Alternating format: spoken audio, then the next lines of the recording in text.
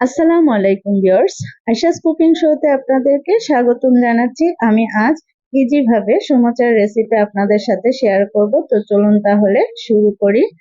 আমি প্রথমে কড়াইতে 2 কাপের মতো পানি দিয়ে বলক উঠিয়ে নিয়েছি। তারপরে লবণ দিয়েছি এবং লবণ দিয়ে শুকনো চালের গুঁড়া দিয়ে কাই করে নিচ্ছি। ভেজা চালের গুঁড়া দিয়েও হবে। তো আমি কাই কমপ্লিট, আমি নামিয়ে নিচ্ছি।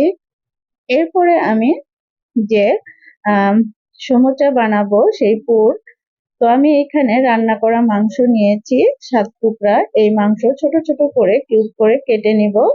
তারপরে আমি ফিরে আসলাম চুলায়। তো চুলায় প্যান বসিয়ে দিয়েছি, তেল দিয়েছি। তেলের ভিতরে 2 কাপের মতো পেঁয়াজ কিউব করে কেটে নিয়েছি, সেই পেঁয়াজ দিয়ে দিলাম। পেঁয়াজ দেওয়ার পরে আমি নেড়ে দিচ্ছি। এবার দিয়ে দিচ্ছি কাঁচামরিচ কুচি, আপনারা আপনাদের মতো ঝাল দিয়ে নেবেন।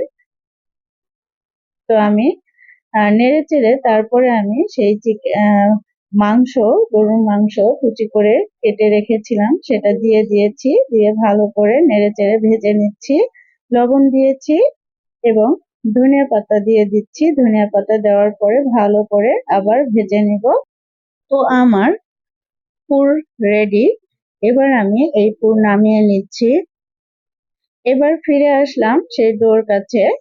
তো গরম গরম অবস্থায় ডলে নিতে হবে। তারপরে আমি রুটি বানিয়েছি একটা, দেখুন। রুটি বেশি পাতলা না, বেশি মোটা না। রুটি বেলার পরে আমি সেই পুরের ভিতরে দিয়ে দিচ্ছি নিমকির মতো, নিমকি করে তারপরে আমি গুঁড়ো করে নিয়েছি। সেই নিমকি গুঁড়া আমি দিয়ে দিচ্ছি এই পুরের ভিতরে এবং মিশিয়ে দিচ্ছি ভালো করে। তো এটা দিলে চলে, না দিলেও চলে, আপনারা যদি না দিতে চান দিবেন না। তো আমি সেই রুটিটাকে 4 ভাগ করে নিচ্ছি। এরকম করে সমোচা বানালে ইজি হয় আর অনেক তাড়াতাড়ি হয়, সহজভাবে করা যায়। তো আমি রুটিটাকে 4 ভাগ করে নিয়েছি। এবার 1 ভাগ রুটি উপরে আমি পানি দিয়েছি, তারপরে সমোচার শেপ দিয়ে দিচ্ছি। আমি পুর দিয়ে দিচ্ছি। এভাবে করলে অনেক তাড়াতাড়ি হয়, আপনার বাসায় ট্রাই করবেন। তো আমি পুর দেওয়ার পরে রুটির পাশে পানি লাগিয়ে দিচ্ছি, তারপরে ভাঁজ দিয়ে দিচ্ছি। ভালো করে সেট করতে হবে, তা না হলে ভাজার সময় খুলে আসবে। আর চেষ্টা করবেন গরম গরম অবস্থায় এই সমোচা বানানোর জন্য, তাহলে ফেটে যাবে না।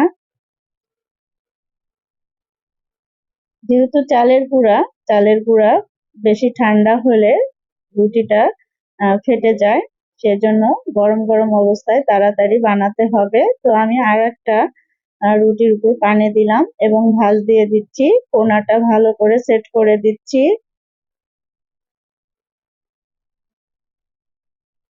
তারপরে আমি পুর দিয়ে দিচ্ছি এবং এই কর্নারটায় পানি দিয়ে ভালো করে সেট করে দিলাম।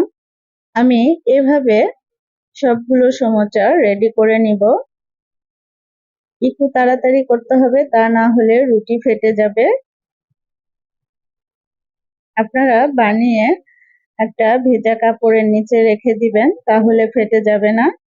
তো এবার আমি চুলায় আসছি। চুলায় কড়াইতে তেল বসিয়ে দিয়েছি। তেলের ভিতরে একটা একটা করে সমোচা দিয়ে দিলাম, দিয়ে ভেজে নিচ্ছি। তো আমি মিডিয়াম হিটে এই সমোচাগুলো ভেজে নিচ্ছি।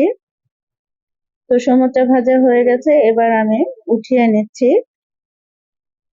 দেখুন কিরকম হয়েছে সমোচা, আপনারা কমেন্ট বক্সে জানাবেন।